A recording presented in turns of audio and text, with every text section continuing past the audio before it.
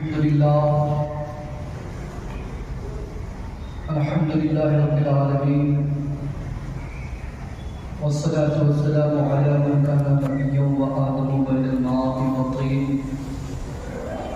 व अला आलिहि व अस्हाबिहि अजमईन। अम्मा बअद, अऊज़ु बिल्लाहि मिनश शैतानिर रजीम। बिस्मिल्लाहिर रहमानिर रहीम। या अय्युहन नफ्सुल मुतमइन्ना इरजिई इला रब्बिकी रादियतन मर्दिय्या। सदक़ल्लाहु अज़ीम व सदक़ रसूलुहुन नबिय्युल अमीनुल करीम व नहनु अला ज़ालिका लमिनश शाहिदीन व शाकिरीन व ज़ाकिरीन वल्हम्दुलिल्लाहि रब्बिल आलमीन। आइए मादा रिसालत सल्लल्लाहु तआला अलैहि वसल्लम में आप और हम तमाम इज़्ज़ात मिलकर झूम झूम कर अक़ीदत और मोहब्बत के साथ दुरूद पाक पढ़े। अल्लाहुम्मा सल्लि अला सय्यिदिना मौलाना मुहम्मद बारिक वसल्लम सल्लल्लाहु अलैहि सलातु व सलामु अलैका या रसूलल्लाह सल्लल्लाहु अलैहि वसल्लम। मुअज़्ज़ज़ सामिईन किराम, मैंने जिस आयत करीमा की तिलावत का शरफ हासिल किया है, अल्लाह रब्बुल इज़्ज़त इरशाद फरमाता है, या अय्युहन नफ्सुल मुतमइन्ना इरजिई इला रब्बिकी रादियतन मर्दिय्या। ऐ नफ्से मुतमइन्ना, लौट आओ अपने रब की तरफ। अगर मैं बलब से दिगर अर्ज करूं तो रब ने फरमाया है, मेरे बंदो हालत इत्मीनान में अपने रब की तरफ आ जाओ। इत्मीनान सुकून की हालत में लौट आओ अपने रब की तरफ।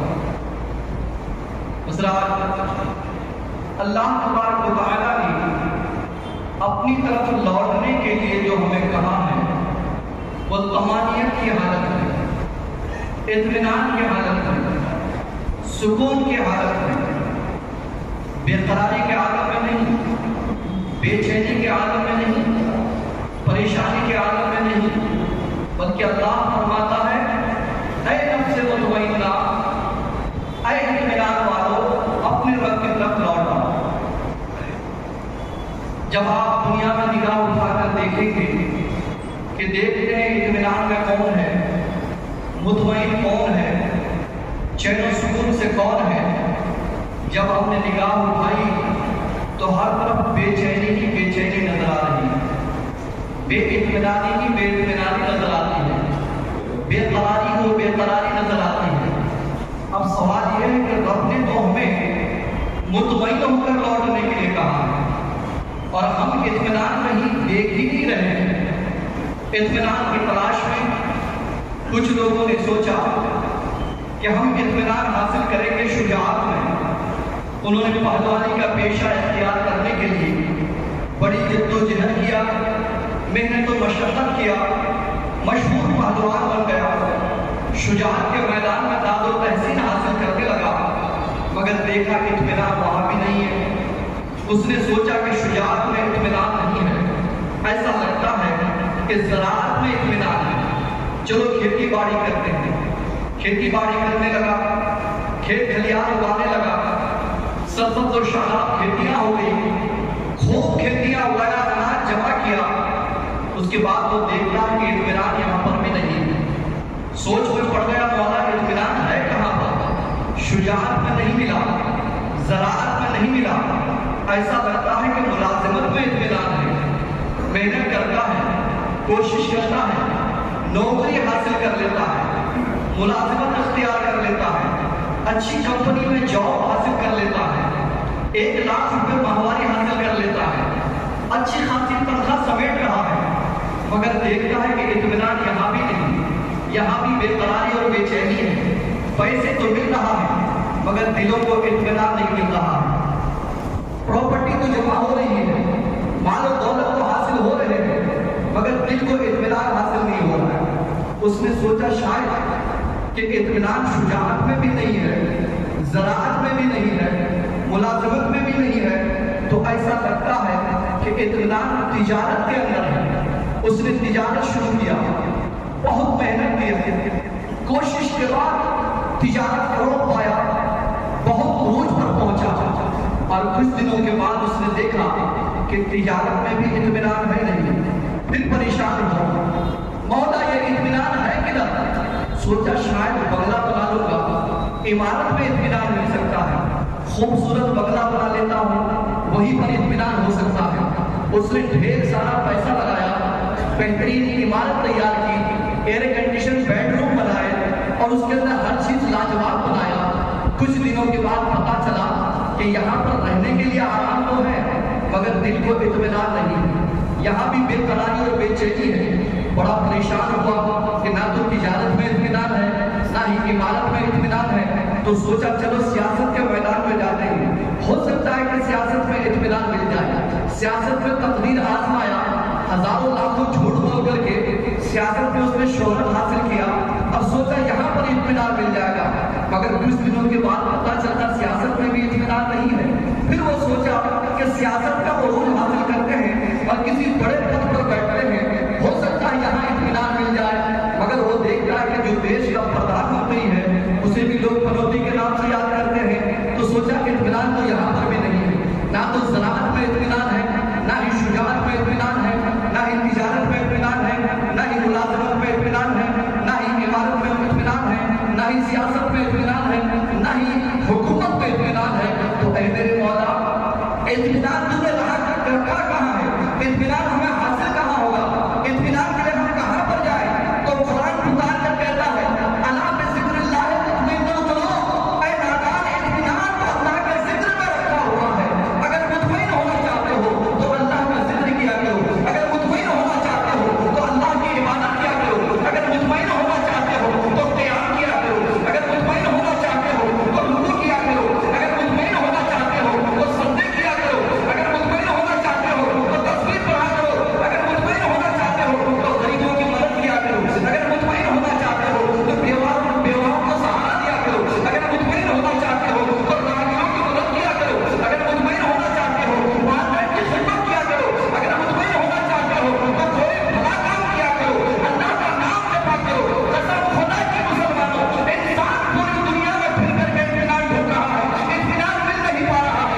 जब वो मजबूर हो जाता है तो मस्जिद में आता है, वुजू खाने में बैठता है, इत्मीनान से वुजू करता है, वुजू करके 2 रकात नमाज पढ़ता है, जैसे ही क़ियाम के लिए हाथ काट लेता है अल्लाह उसे इत्मीनान अता फरमाता है, जैसे ही रुकू कर लेता है अल्लाह उसे इत्मीनान अता फरमाता है, जैसे ही वो सजदा कर लेता है अल्लाह उसे इत्मीनान अता फरमाता है, जैसे ही वो सुभान रब्बिल अज़ीम कहता है अल्लाह इत्मीनान अता फरमाता है, जैसे ही वो सजदे में सुभान रब्बिल आला कहता है अल्लाह इत्मीनान अता फरमाता है। तो इत्मीनान ढूंढने के लिए तुम्हें दुनिया में चक्कर लगाने की जरूरत नहीं है। अगर इत्मीनान हासिल करना है तो मस्जिद में आ जाओ और सजदा करो, तुम्हें इत्मीनान मिल जाएगा।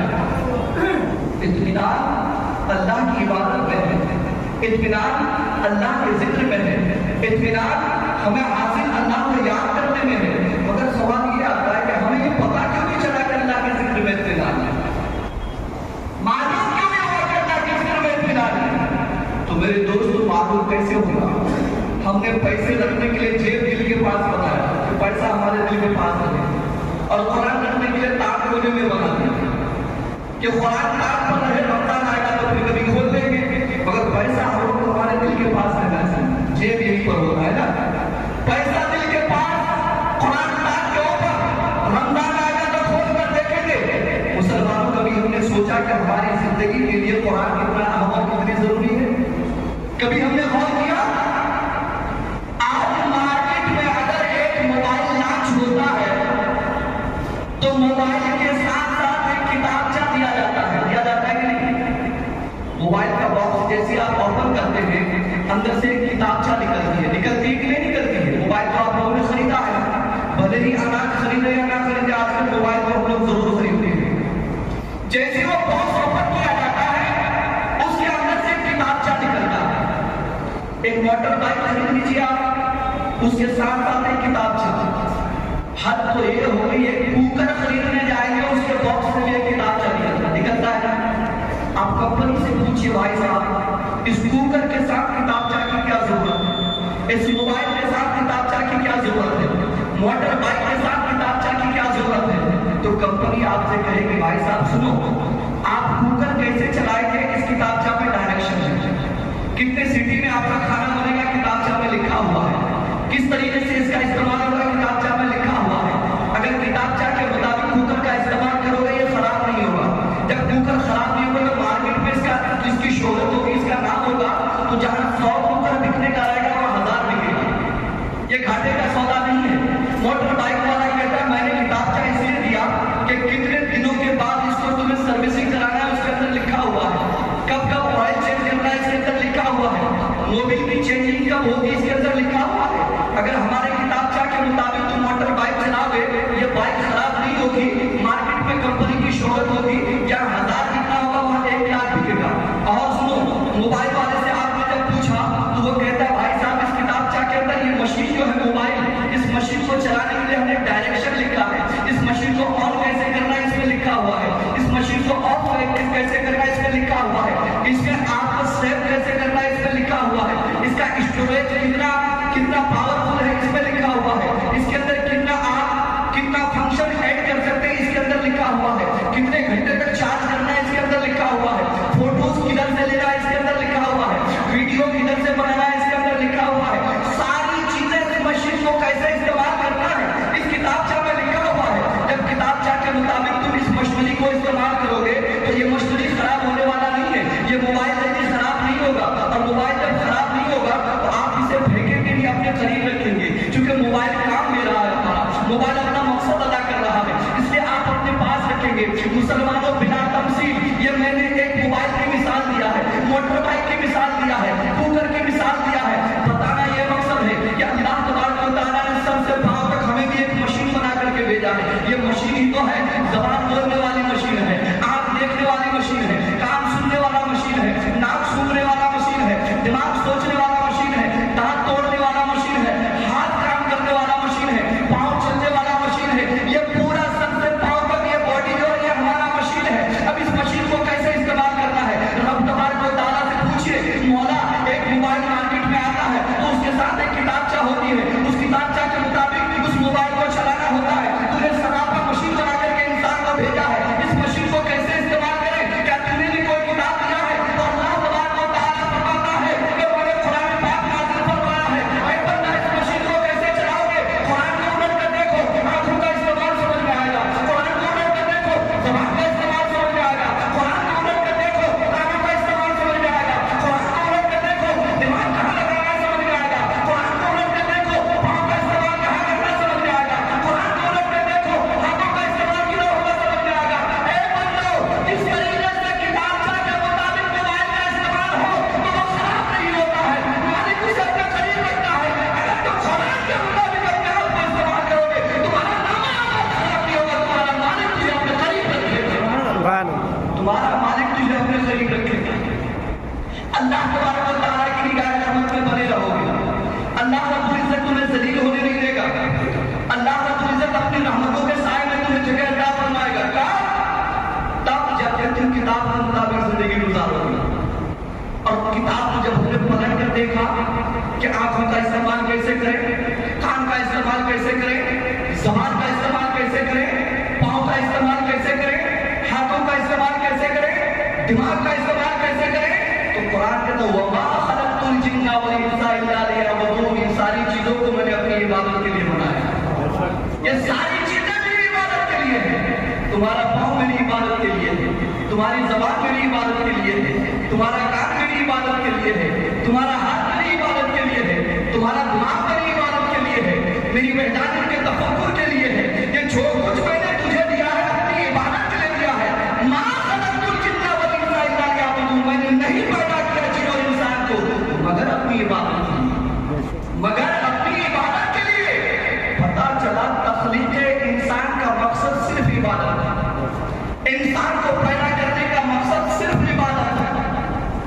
लफ्ज़ सिर्फ पर गौर कीजिएगा, इल्ला लियअबुदून, सिर्फ इबादत के लिए, सिर्फ समझ रहे ना, नहीं पैदा किया जिन और इंसान को मगर सिर्फ अपनी इबादत के लिए। सिर्फ इबादत की तरह गौर कीजिएगा।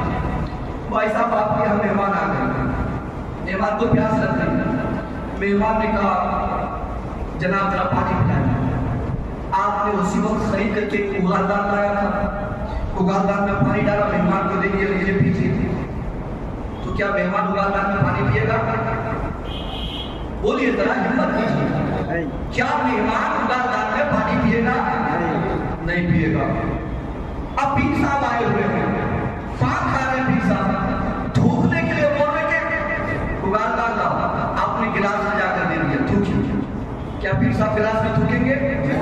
बोलिए, नहीं थूकेंगे। क्यों?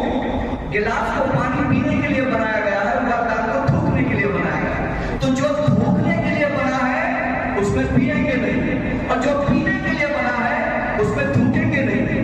बात सही है ना? ये बनाया किसने है इसको, उगारदान और गिलास को? किसने बनाया? इंसान ने बनाया। गिलास को इंसान ने बनाया पीने के लिए, तो उसमें हम थूकेंगे नहीं। उगारदान को इंसान ने बनाया थूकने के लिए, उसमें हम पिएंगे नहीं।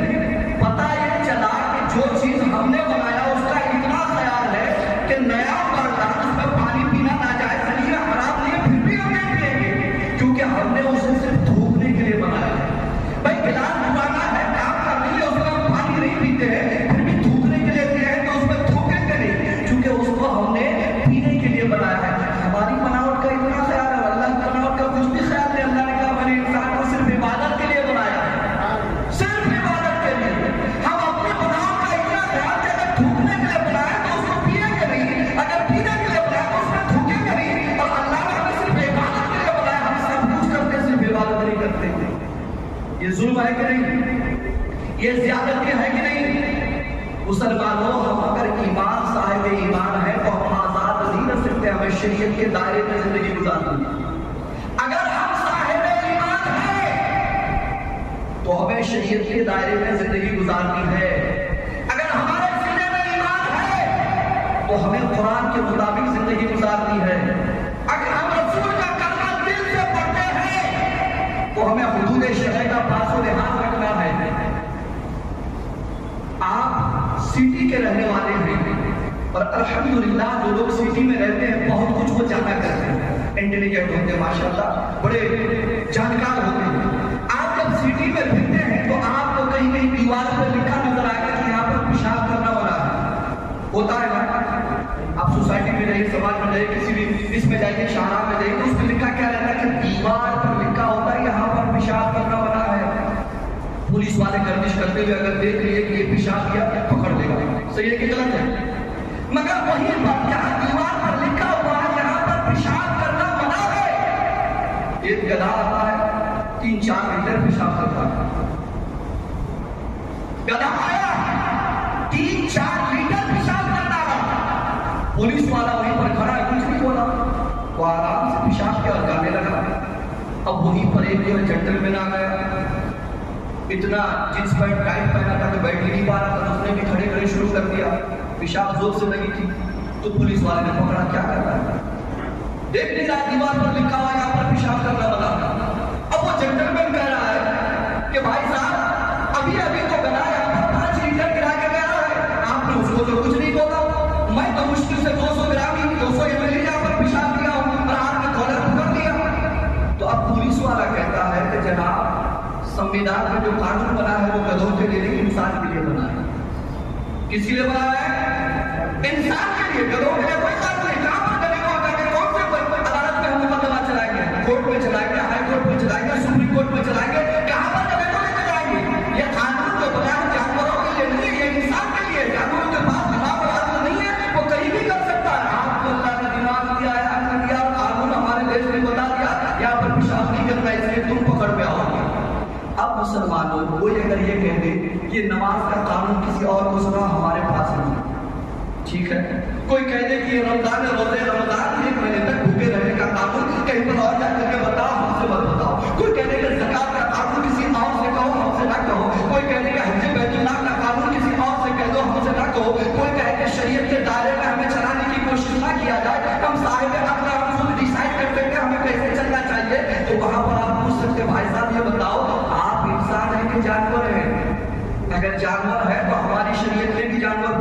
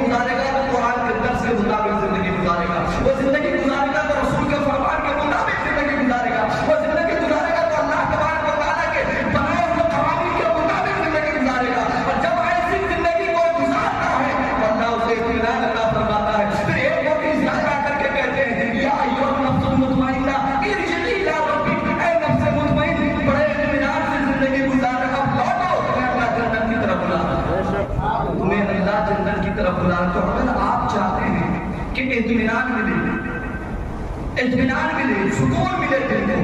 आप शरीयत के दायरे में जिंदगी गुजार कर देखिए, यकीनन इत्मीनान हासिल होगा। दुरूद पाक पढ़िए, अल्लाहुम्मा सल्ली अला सय्यिदिना मौलाना मुहम्मद सल्लल्लाहु अलैहि वसल्लम या रसूलल्लाह सल्लल्लाहु अलैहि वसल्लम। हज़रात मोहतरम, आज दुनिया में जिधर भी देखिए मुसलमान परेशान है। खुदा की